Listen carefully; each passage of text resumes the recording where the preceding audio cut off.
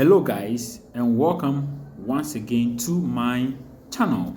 This is Medent tutorial, and in this video I'm just going to update you on the things that are happening in Ukraine regarding Krok 1 and Krok 2.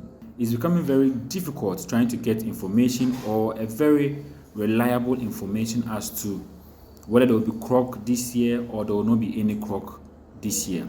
Now, from a very reliable source, again, this is not an official statement released by the Krok, but from a very reliable source, there is going to be Krok 2 this year on the 14th of March. For Krok 1, nothing has been said about it, and it's likely it will be done next year. So this year, there might be no Krok 1. There might be no Krok 1. Once again, there will be Krok 2, and it's most likely it's going to be on the 14th of March 2023.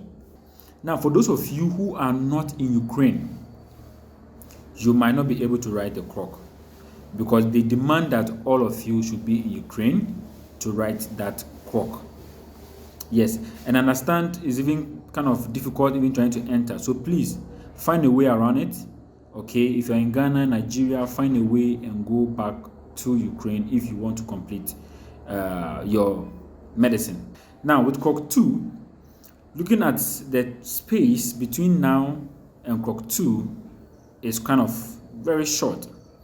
And I've done a video, which I'll put a link in the description, on how to pass Krok in 10 days. How to pass Krok in 10 days. The things you need to do, the materials that you will need, and I'm recommending Medent web or Medent tutorials. I'll put a link in the description to medentweb.com. You will find all the videos that you will need in order to prepare for your Krok. Now, if you're home, this is for Krok 1 or any other thing, you can still go on the website and study. So I've started doing topic tutorials on Krok, or on topics, medical topics, basically.